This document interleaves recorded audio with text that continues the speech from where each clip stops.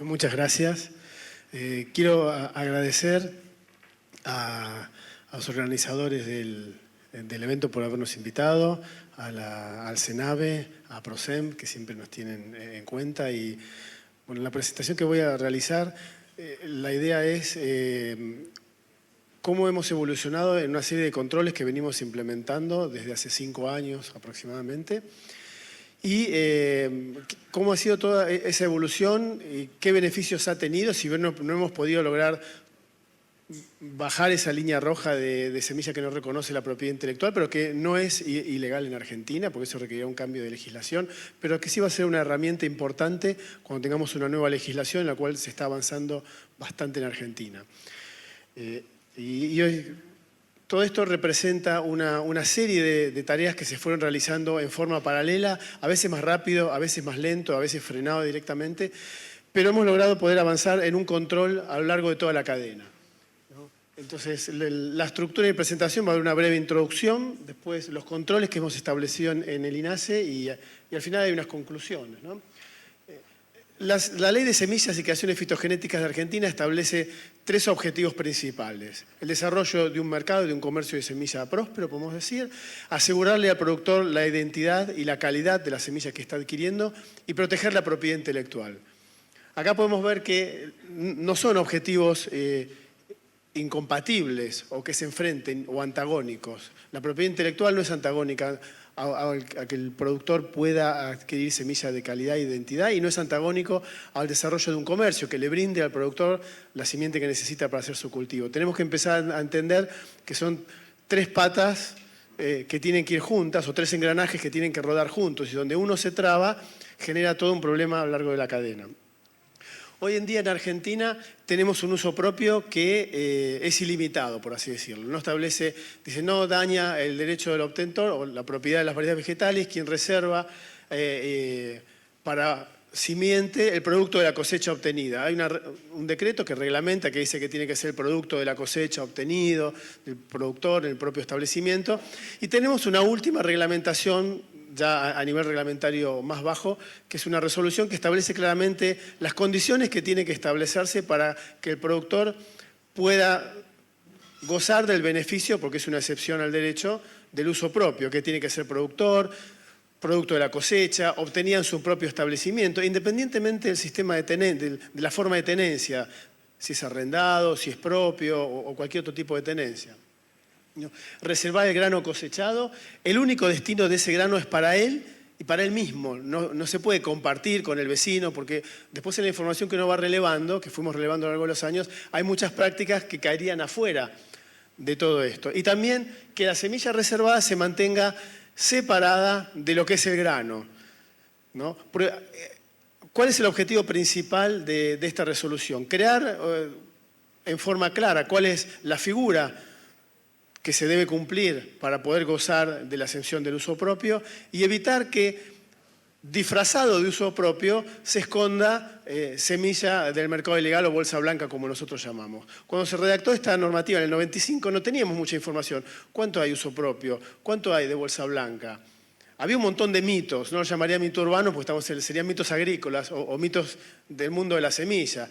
Uno le preguntaba a un sector, no hay mucho uso propio, es todo bolsa blanca, decían los agricultores. Uno le preguntaba a las empresas semilleras, hay mucha bolsa blanca, hay mucho uso propio, hay mucha bolsa blanca, hay de todo, es la feria de la bolsa blanca. Entonces, con todos estos controles que hemos implementado en los últimos años, hemos recolectado mucha información, la cual es vital al momento de tener que ir a pelear por un cambio en la legislación.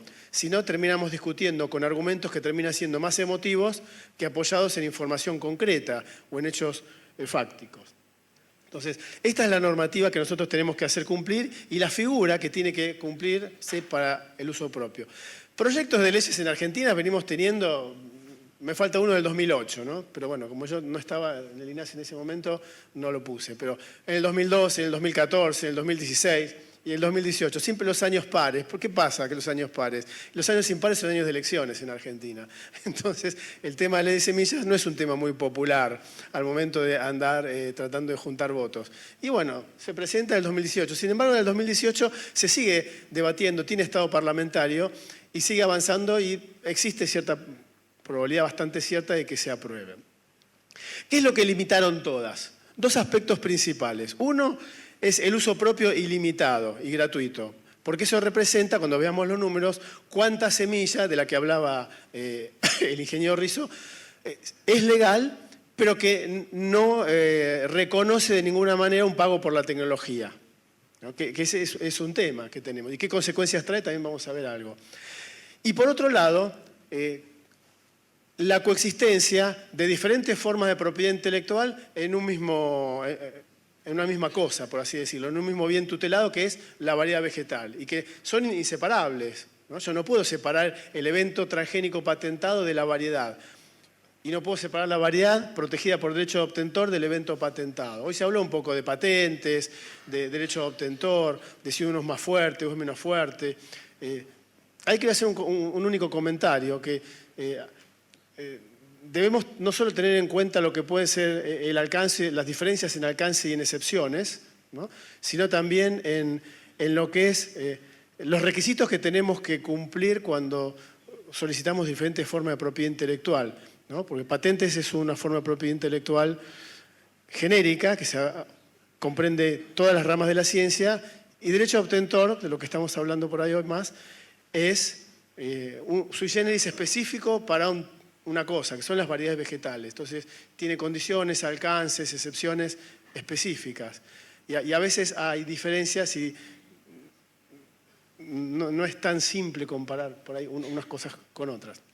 Pero volviendo acá, lo que quería el 2016 y 2018 es buscar la coexistencia. ¿Cómo podemos hacer para que haya una coexistencia que no genere problemas en el mercado, sobre todo en el mercado de granos, ¿no? Para un país como Argentina, el mercado de granos tiene que ser como un río que nada lo pueda parar, porque el comercio de granos se mueve con márgenes muy pequeños y donde uno frene algo genera costos, y esos costos en el comercio de granos son muy problemáticos, porque las diferencias que hacen los grandes traders de granos son mínimas, ganan en volumen, y a veces el tiempo termina siendo un costo que puede generar una pérdida. Entonces, lo que nosotros queríamos en esos textos 16, 18, y algo en el 14 hubo también, es ver cómo podemos hacer una coexistencia para que la observancia de esos derechos no genere trastornos en el mercado al cual termina el producto de las variedades protegidas que contienen eventos patentados. ¿Qué controles empezamos a establecer? Bueno, el registro de usuarios de semillas, donde los agricultores argentinos debían declarar en 3 especies inicialmente, se creó en el 97, soja, trigo y algodón, la siembra y las variedades que estaban sembradas. Entonces cada productor debería declararnos, en principio era por papel, cuánta superficie sembrada por cada variedad por localidad, y adjuntar información sobre la adquisición legal de la semilla, porque uno de los puntos que tenemos para poder gozar del beneficio del uso propio es haber adquirido legalmente la semilla. No podemos legalizar el uso propio de semilla legal, ¿no? Estaríamos hablando del fruto del árbol prohibido, podríamos decir. No corresponde eso, no sería aceptable desde un punto de vista legal. Entonces, el registro de usuarios va a combatir el mercado ilegal de semillas porque uno detecta origen ilegal de semilla. A veces el productor envía facturas que habría muchos ejemplos para dar, pero por ejemplo, soja desnaturalizada en bolsa de 20 kilos para ración a $20 la bolsa. Y el código de la bolsa es el nombre de una variedad al revés. Y de esos ejemplos tenemos como para empapelar todo este salón, más o menos. Y asegurar el adecuado cumplimiento de que el productor cumple con la figura de uso propio. Es su propio grano, reservado como semilla, en su propio establecimiento, que lo puede mover. El establecimiento de un productor no es un solo lote. Un productor puede tener un establecimiento formado por varios lotes. Lo puede mover de uno a otro. Lo que no puede es agarrar el del vecino, pasársela, yo tengo. Somos varios, estamos en una cooperativa. El lote de Raimundo fue el mejor de todos. Guardemos el de Raimundo para semilla de todos y el resto lo mandamos a grano. No. Eso que son las cosas que van apareciendo a medida que uno encuentra información. Entonces, el registro de usuarios tenía como objetivo combatir el mercado legal de semillas y asegurar que el uso propio esté dentro de lo que establece la ley. Eso sí, si está dentro de lo que establece la ley, es ilimitado en volumen, en tiempo y gratuito. Y vamos a ver qué consecuencias tiene. Entonces, toda esa información que fuimos recolectando, cuando se liberó la tecnología intacta en Argentina, tuvimos problemas por la coexistencia, o no coexistencia, no sé cómo denominarlo, de la observancia de un derecho en la cadena comercial de granos, los productores que se quejaban, los semilleros que se quejaban, el titular de la tecnología que quería también recuperar su tecnología y ejercer su patente. Entonces el Estado salió a mediar. ¿Y qué decidió el ministro de Agricultura? Que el INASE vaya, controle todo esto, ¿no?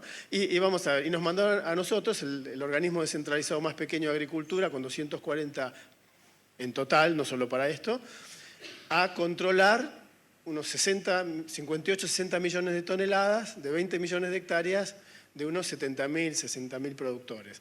Bueno, tuvimos que salir, interiorizarnos cómo es el comercio de granos, porque teníamos que ir a controlar toda la cadena, de lo que se siembra, lo que declara el productor y lo que se está cosechando. Entonces hubo que incorporar gente que conociera cómo es la dinámica del comercio de granos, porque es totalmente diferente a la de semillas. Entonces el objetivo era tener un monitoreo, no controlar el grano en el sentido del grano en sí mismo, sino ver que haya información coherente desde el origen legal, lo que se cultiva propiamente y lo que se está entregando en la cadena comercial corresponda a la información que viene de antes. Si Raimundo la vino como productor, sembró las variedades 1, 2 y 3, de tanta compró para tanta superficie, declara semilla legal de cuánta superficie siembra, cuánto grano entrega, y monitoreando lo que está en la otra, al final de la cadena, tiene que haber las variedades 1, 2 y 3. Y no puede haber 1, 2, 4, porque acá hay una inconsistencia. Bueno, entonces, todo eso nos mandó a controlar a través del RUS. Tuvimos que implementar sistemas. Obviamente, con un organismo tan pequeño no teníamos posibilidad de nosotros monitorear los 1.000 y pico de acopios que hay en Argentina o monitorear los 60.000 productores de soja.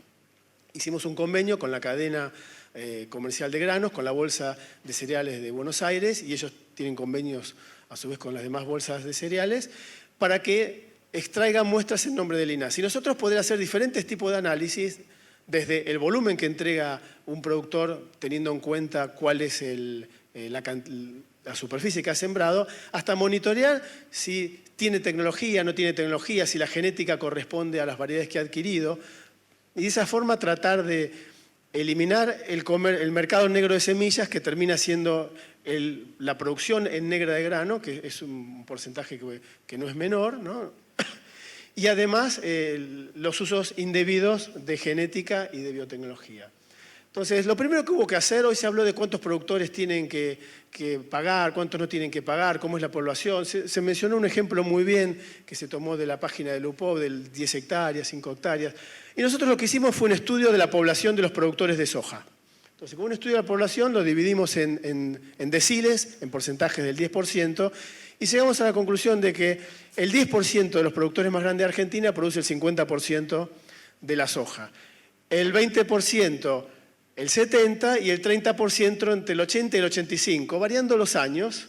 Tenemos entre 66 y 59.000 productores y el 30% más grande produce entre el 80 y el 85% de soja. Al momento de ejecutar controles dijimos, vamos a centrarnos en estos, a los que los llamamos grandes usuarios de semilla, sigla GUS, le pusimos nosotros, y después vemos cómo vamos bajando. Inclusive esta información fue muy importante porque cuando hubo que explicar a los legisladores, mire, si hay un grupo que tal vez corresponda a que pague tecnología, son estos que están acá arriba, son el 85% de la producción, usan alta tecnología, siembran por ambientes, con drones, con todas las computadoras, imagen satelital, GPS. Creemos que les correspondería que paguen la genética y la biotecnología que están usando. Y el 70% es solo el 15%, y realmente no es un volumen tan grande, y compran semillas, y compran más o menos que los que están arriba. Ese es otro tema también. Bueno, las variedades. ¿Cuáles son las variedades que más se usan? Bueno, hicimos un perfil de cuáles son las variedades que más se usan. La que más se usa es la Nidera 5009 del año 2007. Perdón. Del año 2007, después 2012.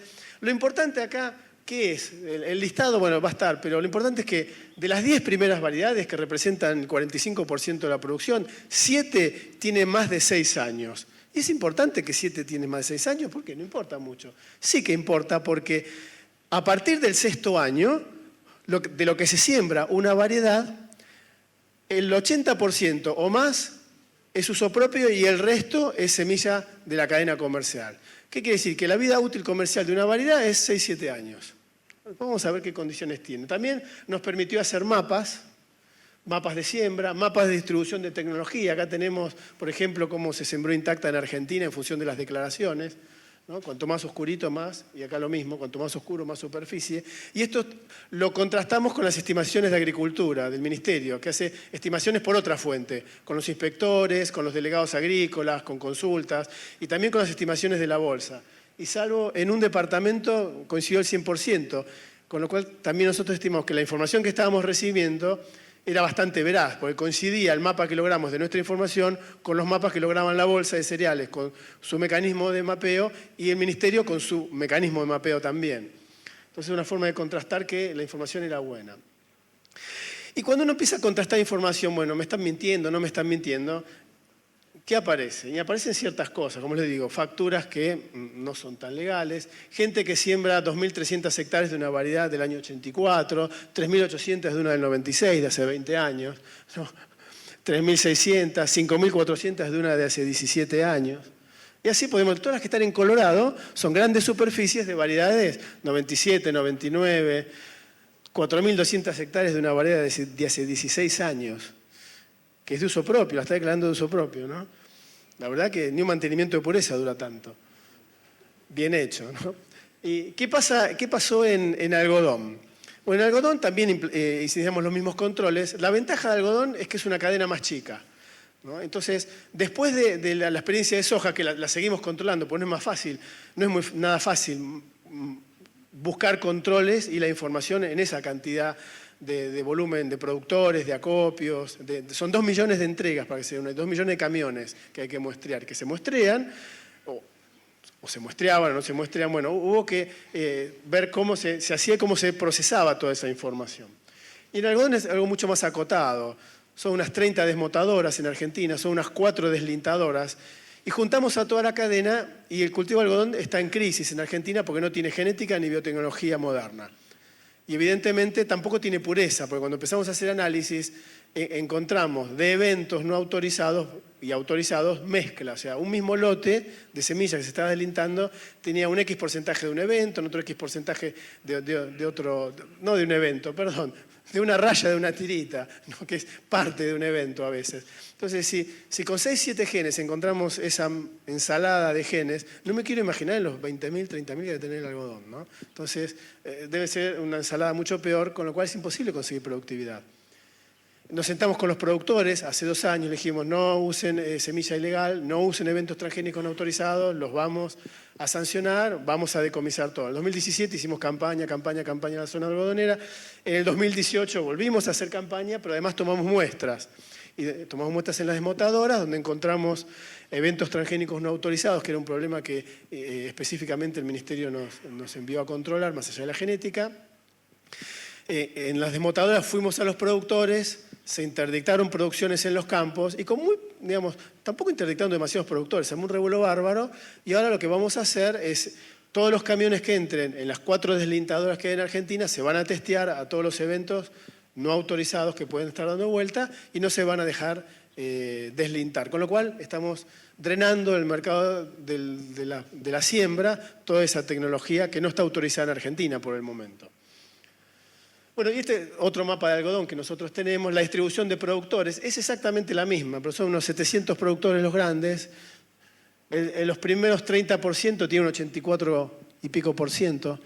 La primera mitad el primer decil tiene un 63, todavía un poco más concentrado que soja.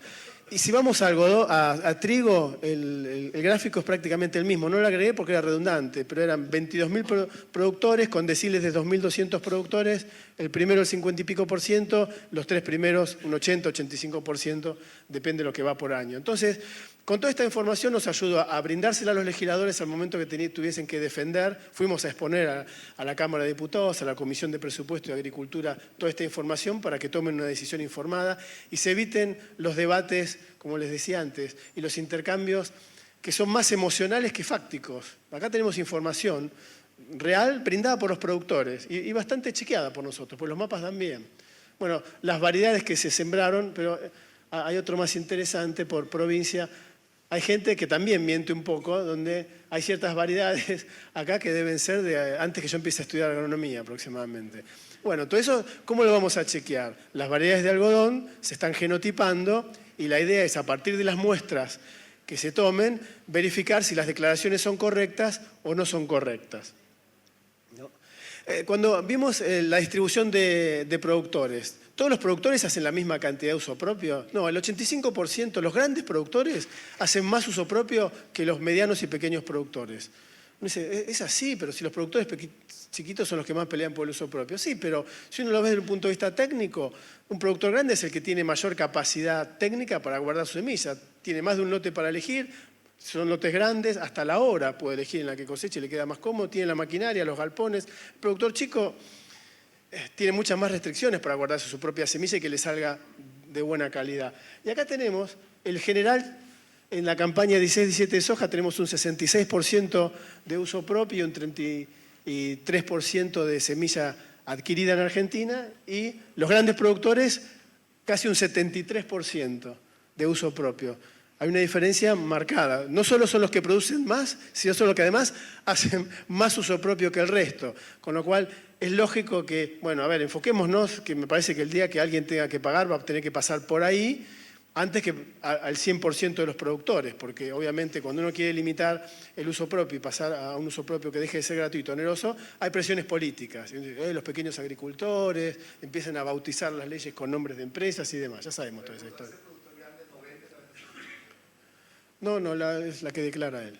No, ahora tenemos de ventas, Este es el gráfico que yo les decía de variedad. Una variedad liberada del 2017. En el 2016 tiene esto de fiscalizar, esto de uso propio.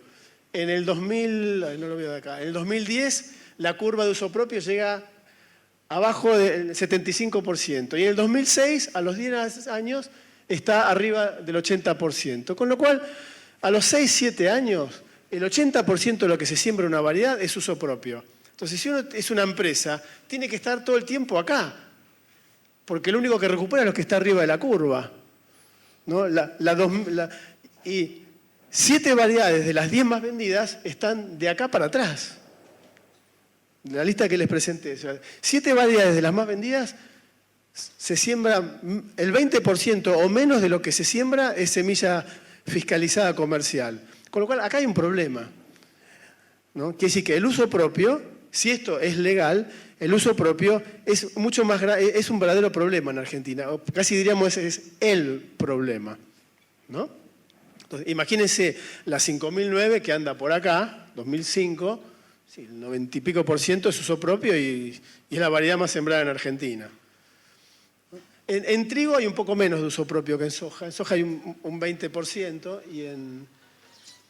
y en trigo hay algo más, un 33%, un 30%, depende de los años. Ahora, ¿cuánto hay de uso propio? ¿Cuánto hay de uso propio legal, ilegal? ¿Cuánto hay de bolsa blanca? Nosotros pedimos información a los productores, aleatoriamente pedimos un montón de facturas y contrastamos esas facturas con las empresas que las emitían a ver si eran legales, ilegales, y aparecieron esos casos como el que le comenté hoy, de soja desnaturalizada a $20 en bolsa de 20 kilos para darle a los chanchos y todo lo demás. Entonces, en Argentina, en soja, el 20% varía con un añito, el año que es malo se vende más porque el productor guardó menos, pero números redondos, el 20% semilla fiscalizada. El 67%, o si quieren redondear el 65%, da lo mismo, es uso propio legal a partir de esta semilla. Y después tenemos un 13% que viene, un tercio de esto aproximadamente es semilla ilegal y el resto es uso propio a partir de esa semilla legal, que sería uso propio ilegal, por así decirlo. Entonces, la ilegalidad representa un 13%, un 15%. Imagínense que acá tenemos errores, que sea un 20% el uso propio. Quiere decir que si el INASE pusiera todos los cañones en el uso propio, pasaríamos de un 20 a un 35%. Realmente no es un gran cambio si eliminamos la bolsa blanca a 0, cosa que es bastante, casi diría imposible, 0. A ver, algo mínimo. Entonces, hay que trabajar acá. La ley tiene que enfocarse acá, porque si nos enfocamos en esto, nuestra ganancia va a ser un 12%. Si nos enfocamos en esta, hay un 67% por ganar. Eso es lo que nosotros le explicábamos a los a los legisladores. Y toda esta información la pudimos tener a partir del registro de usuarios, de obligar a los productores, de sancionar a los productores que no declaraban, porque por ahí todo esto parece, bueno, es fácil conseguir esta información. No fue fácil. El primer año que empezamos a tomar muestras, a hacer ADN y a mandar cartas y a sancionar productores, les puedo asegurar que las entidades pedían mi cabeza, pero lo pedían por los diarios. La Viñosa se tiene que ir, su pedido ya está. Bueno, al final el gobierno dijo, no, sigan controlando porque es lo que queremos, y después de varios años podemos tener esta información, chequeándola de que no es mala información, porque si no, todo esto no serviría para nada. Pero acá tenemos parte de los mitos que siempre se enfrenta. Es más bolsa blanca, es uso propio. En Argentina parece que el tema es el gran uso propio, y los más grandes son los que más uso propio hacen. Si lo quisiéramos ver de otra manera, la semilla ilegal son la parte naranja, ¿no? El uso propio es el 77% y la partecita naranja sería uso propio ilegal, y esto, uso propio legal. Todo tutu bem, ¿no? Como dirían. Y esto, el 20% sería la semilla fiscalizada y el 3% sería la bolsa blanca. Pongamos que tenemos algunos errores, pero no estamos tan errados como para que esto esté diametralmente opuesto. Está muy cerca de la realidad. Entonces, lo que hay que buscar es, a ver, ¿cómo podemos ganar acá? ¿No? Y también, ojo, ganar acá, pero si logramos modificar allá, también vamos a modificar las conductas. El tema de marcadores moleculares. Todo esto, cuando uno quiere analizar a lo largo de la cadena, necesito de alguna forma, al final, de poder identificar lo que está saliendo. Entonces, nosotros hemos tratado de hacerlo a través de análisis de ADN. Primero utilizando el marcador de la tecnología intacta, y ahora ya genotipamos gran parte de las variedades, está genotipando las últimas, y hemos este año por primera vez tomado muestras que se están enviando a genotipar, ya se han enviado a genotipar, para saber qué variedades son. Y esto no arrancó ahora. La primera reunión de esta la tuvimos en un hotel en el 2012, con casi una reunión regional. Fue que sí, que no, hubo que pararlo, seguimos avanzando, hubo que sentarse todas las empresas, firmar un convenio de confidencialidad, ¿no? Para que el intercambio de datos, bueno, porque ¿cómo van a ver todos mis competidores el ADN de mis variedades? Bueno, muchachos, nos tenemos que sentar solos. No puede ser que el experto del INASE baje del cielo y diga, ¿se usan estos X SNP? No, ustedes tienen experiencia, conocen sus variedades. Acá tenemos que trabajar todos juntos, porque si no lo hacemos en acuerdo, con forceps las cosas no salen, ¿no? O cuesta mucho más. Bueno, se dialogó, se costó bajar esas barreras, se acordó trabajar con un set de SNPs, que son 4.000 SNPs, y con 56 para identificación. Y la idea es usar un set más grande para el registro de variedades, para que acelere. Hoy viene una variedad nueva en Argentina, hay que compararla con 1.300, entonces salen 100, 120 parecidas que hay que llevar a campo. La idea es reducir marcadamente la cantidad de variedades que hay que sembrar para acelerar y disminuir los costos del registro de variedades, porque a veces el costo del registro se convierte en una barrera, sobre todo para las pymes, y además poder utilizarlo en la identificación varietal, el set más pequeño, que es público, ¿no? Los SNPs son públicos, vamos a publicar los perfiles, de la misma forma en que las descripciones morfológicas de una variedad son públicas, color de flor, forma de la hoja, pubescencia, hábito de crecimiento, bueno, y este perfil de 56 SNPs ahora, probablemente cuando vengan las últimas se aumente un poquito más. Va a ser una descripción. Y los objetivos, como le digo, basados en dos sets que aceleren la descripción del proceso de inscripción y que nos ayuden a identificar las variedades. Lo mismo en algodón, y está logrando sus resultados, ¿no? Pero tampoco es la panacea. Cuando dice, bueno, ¿cuál es la acción que debemos tener? Que no vimos en los paneles anteriores cuáles son la acción. Yo diría que no hay una acción, porque también nosotros tenemos hechas las cuentas de, bueno, si hubiera un beneficio impositivo, probablemente a muchas empresas les cerraría más comprar fiscalizada que hacer uso propio. Si hicieran la cuenta de cuánto les sale, cuánto dejan de tener de entrada porque no venden el grano, que siembran menos kilos por hectárea porque la semilla fiscalizada es mejor, más el costo de tener el grano inmovilizado, más el costo financiero y todo lo demás, más una exención impositiva podría dar vuelta a la ecuación y ver, bueno, sobre todo los más grandes, que son los que están más afinando el lápiz, y más, el uso propio, si llega a ser oneroso, además va a tener un costo, entonces un beneficio impositivo ayudaría a que además haya más venta desfiscalizada, que era otra de las dudas, ¿cómo vamos a hacer para vender más fiscalizada? Bueno, un beneficio impositivo ayudaría, campañas también ayudan, ¿no? También acá hemos descubierto prácticas de semilleros que tienen asociados, productores, le dan prebásica, una categoría que en Argentina no es comercial, arrancamos a partir de la original, le venden la prebásica, el lote en vez de dar 98 da 96, no me lo llevo, y el productor se queda con esa semilla, se la guarda para él, y los vecinos hacen cola para llevársela lo que le sobró, porque es lo que pasa en realidad. Entonces, a veces hay prácticas de la misma industria que estamos en contacto con ellos, no estoy diciendo nada que no sepan los semilleros argentinos. Bueno, a ver cómo podemos entre todos ir haciendo prácticas que no menoscaben y que traten de apoyar el uso de la semilla legal, ¿no? Como les digo, también hay productores que le venden, también hay un montón de cosas. Y bueno, con los ADN la idea es tener esto. A partir de marzo del año pasado surge el CISA. El registro de usuarios se elimina, antes nos declaraban al INASE y ahora le declaran a la AFIP. La AFIP es la Agencia Federal de Impuestos de Argentina.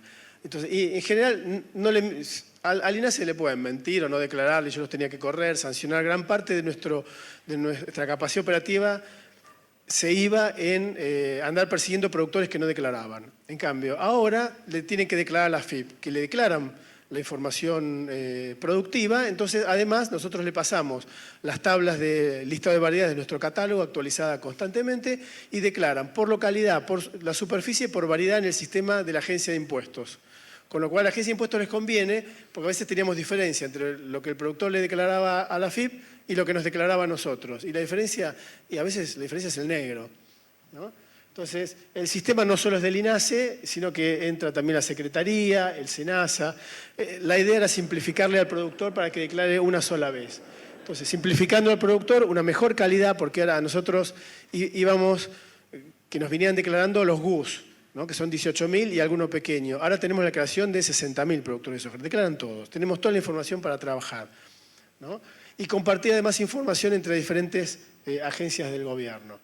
Y el esquema de control que nosotros estamos armando, es el mismo que aplicamos en algodón, en soja, lo vamos a aplicar este año en trigo por primera vez completo, porque cuando se originó fue a mitad de la campaña de trigo, en cebada y en arveja, ¿no? Tiene tres fuentes de información.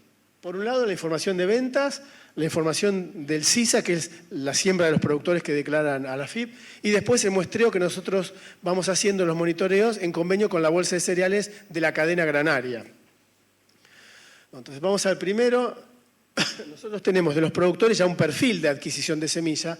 Antes la declaraba el productor, ahora se la pedimos a la cadena semillera. La cadena semillera son administrados nuestros.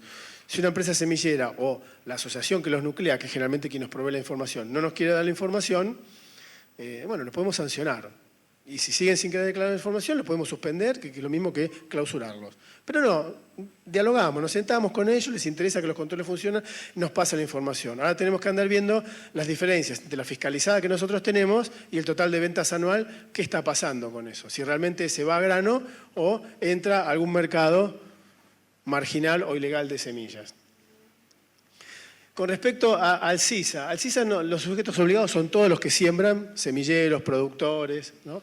Los datos requeridos son la especie, la variedad utilizada, directamente con el nombre oficial por un menú descolgable, porque escribían cualquier nombre en las facturas, y las hectáreas sembradas por variedad, por localidad. Y las especies, las que les acabo de decir: trigo, soja, algodón, cebada y arveja. Y arveja es una cadena que nos vino a ver. Cuando se enteró que estamos haciendo este control y Argentina quiere empezar a desarrollar el cultivo de arveja para exportar, sobre todo a Asia Central, y no hay genética, y los que tienen la genética dicen, bueno, no sé si la voy a llevar a Argentina porque me parece que me la van a piratear. Bueno, con este tipo de controles parece que la van a traer.